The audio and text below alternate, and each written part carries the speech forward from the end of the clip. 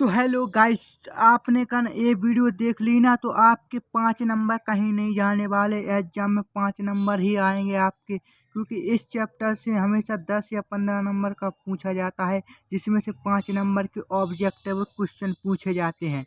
तो हम आपको आज 20 ऑब्जेक्ट क्वेश्चन बताएंगे, बहुत महत्वपूर्ण। तो चलिए हम वीडियो को शुरू करते हैं बिना किसी देरी के। तो पहला सवाल है कि हड़प्पा किस काल की सभ्यता है? तो आप लोग एक सेकंड। हड़प्पा किस काल की सभ्यता है? तो हड़प्पा किस काल की सभ्यता है? तो वो है अपनी कांस्य युग की सभ्यता। तो ऑप्शन नंबर सी सही हो जाएगा इसका। और चलिए दूसरा क्वेश्चन देखते हैं। सिंधु घाटी सभ्यता का सर्वप्रथम खोजा स्थल कौन सा है? मतलब कि खोजा गया स्थल कौन सा है सबसे पहले सिंधु घाटी का? तो वो है हड़प्पा, क्योंकि जब हड़प्पा की खोज हुई ना, तो इसी को हड़प्पा सभ्यता भी कहा जाता है और इसी को सिंधु घाटी सभ्यता भी कहा जाता है। तो ठीक है। और तीसरा क्वेश्चन है कि हड़प्पा सभ्यता में नालियों की व्यवस्था कैसी थी? मतलब कि नालियों की व्यवस्था कैसी थी वहाँ पर? तो मैं लोग आपको बता दूं कि वहाँ की नालियाँ हैं वो जमीन के अंदर बनाई गई थी। मतलब कि वो अंडरग्राउंड नालियाँ थी, जिसे कहते हैं भूमिगत नालियाँ हैं। क्या कहते हैं? भूमिगत। भूमिगत नालियाँ के भूमि भूमि यानी कि जमीन, जमीन के अंदर कर बनाई गई। अभी तुमसे बोलेंगे कि तुम अब बताओ कि हड़प्पा सभ्यता में नालियों की व्यवस्था कैसी थी, तो आपको कहना पड़ेगा भूमिगत नालियाँ थी। ठीक है। और अब नंबर चौथा क्वेश्चन है कि सिंधु सभ्यता की लिपि कौन सी है? तो इस यहाँ थी चित्र लिपि, क्योंकि यहाँ पर चित्र सबसे ज़्यादा मिले हैं, तो यहाँ पर चित्र लिपि हो जाएगी। ठीक है दोस्तों, चित्रलिपि। और 5वें नंबर का क्वेश्चन है कि पशुपति देव महादेव की मूर्ति मुहावरे किस स्थल से अरे यार, पशुपति महादेव की मुहावरे किस स्थल से प्राप्त हुई थी? तो वहाँ तो मोहनजोदड़ो। कहाँ से हुई थी बच्चों? मोहनजोदड़ो। ऑप्शन नंबर बी सही हो जाएगा आप सभी का। और हड़प्पा स्थल को बंदरगाह कहा जाता, किस हड़प्पा स्थल को बंदरगाह कहा जाता? तो मैं आप लोगों की जानकारी के लिए बता दूं। अरे डायलॉग नहीं मानना, क्वेश्चन बताना। अरे क्वेश्चन बताना। बता दूं कि यहाँ हड़प्पा स्थल को बंदरगाह माना जाता, वो है लोथल, क्योंकि यहाँ सबसे ज्यादा जहाज आते थे। जहाज जानते हो बेटा?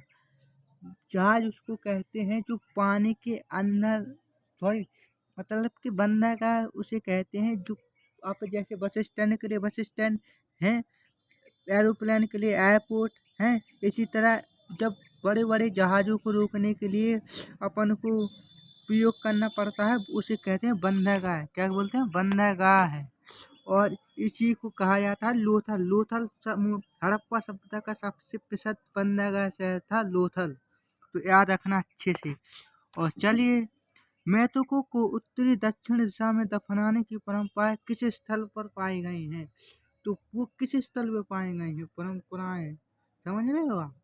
तो, तो वो है हड़प्पा, सॉरी, मृतकों को दक्षिण दिशा में, तो वो है हड़प्पा, क्योंकि हड़प्पा ही था कि उत्तर से दक्षिण दिशा में दफनाने की परंपराएं हड़प्पा स्थल में चलती थी।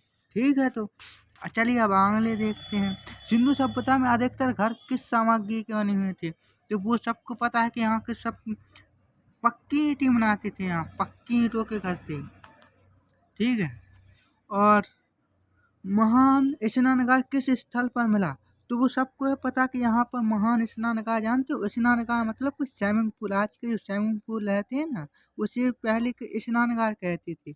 और एक किसी धार्मिक स्थल पर, धार्मिक मतलब कि धार्मिक दिनों पर यूज किया जाता था इनको। धार्मिक स्थल जैसे कि आज तुम देखते हो कि महाकुंभ में जब धार्मिक त्योहार होता है महाकुंभ, तो आप सब नहाने जाते हो कि नहीं? ऐसे ही वहाँ पर महान स्नानघाट था, जो कि धार्मिक दिनों पर या धार्मिक त्योहारों पर भी स्नान करने के लिए काम आता था। तो ये कहाँ था? मोहनजोदड़ो में। ठीक है, ये था मोहनजोदड़ो में। चलिए, और 10वां क्या कह रहा है? हड़प्पा सभ्यता की प्रमुख आर्थिक गतिविधियां क्या थी?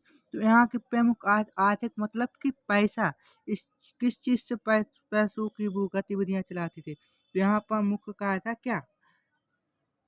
यहाँ का मुख्य कार्य था बच्चों अपना था कृषि, क्योंकि यहाँ के सबसे ज़्यादा लोग कृषि करते थे। क्या कहते थे? कृषि। तो कृषि करना भी बहुत बड़ी आर्थिक वृद्धि होती थी यहाँ पर। ठीक है।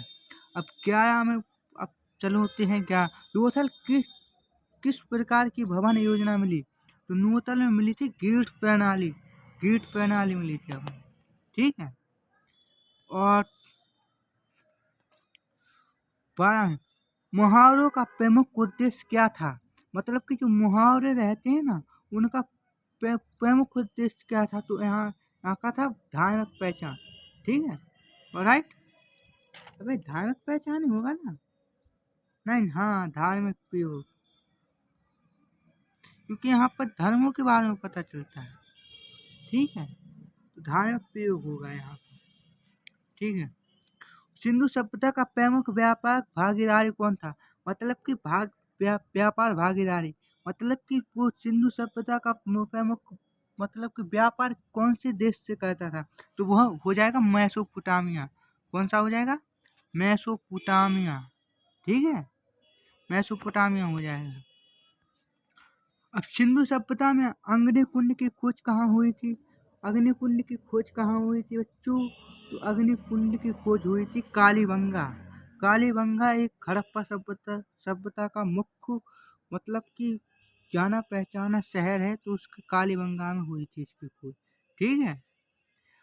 और किस स्थल से नेतकी की कांच की मूर्ति मिली थी? नेतकी मतलब कि डांस करती हुई एक लड़की की मूर्ति, जिसे बोलते हैं, इंग्लिश में बोलते हैं स्टैचू ऑफ डांसिंग गर्ल।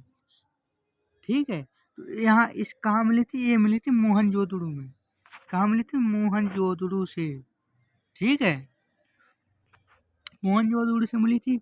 और किसने हड़प्पा सभ्यता की खोज की थी? मतलब कि हड़प्पा सभ्यता की खोज किसने की थी? तो वो सबको होगा पता कि दयाराम साहनी ने यहाँ की खोज की थी सर्वप्रथम। और वो कब की थी? तो 1921 में की थी उन्होंने। ठीक है। और अब है मोहनजोदड़ो का आया थे, मोहनजोदड़ो का आया थे मेचुकू का टीला। ठीक है। मोहनजोदड़ो का पूछ ले कि क्या है मोहनजोदड़ो का, तो मेचुकू का टीला। ठीक है। मेचुकू का टीला।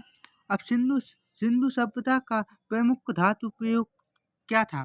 तो यहाँ का सब पता है। यहाँ के धातु मतलब कि यहाँ किस चीज का प्रयोग होता था? लोहा, कांसा, सोना, चांदी। तो यहाँ होता था कांसे का प्रयोग। ठीक है। तो कांसे का प्रयोग होता था बच्चों, क्योंकि यहाँ पर कांसा बहुत था। ठीक है। और सिंधु घाटी सभ्यता में वजन और माप किससे बने होते थे? मतलब कि वजन मापने के लिए किसके बने हुए थे? तो वो थे बने पत्थर के, क्योंकि पत्थर ही था ना वहाँ पर। तो लोहा की खोज तो हुई नहीं थी वहाँ पर, तो यहाँ पत्थर था। और हाँ, एक और सवाल पूछ लेगा कि बताओ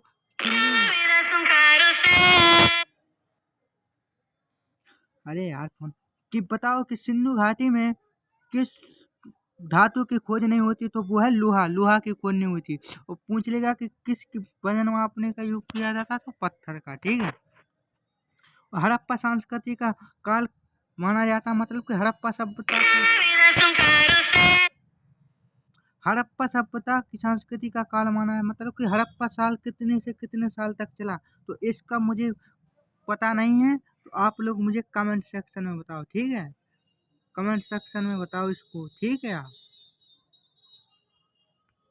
तो इसी के लिए धन्यवाद, हमारी वीडियो देखने के लिए, इतना सब कुछ झेलने के लिए। और हमारी वीडियो पसंद आई हो तो दबा के लाइक और शेयर सब्सक्राइब ठोक दीजिए। ठीक है। धन्यवाद। Thank you.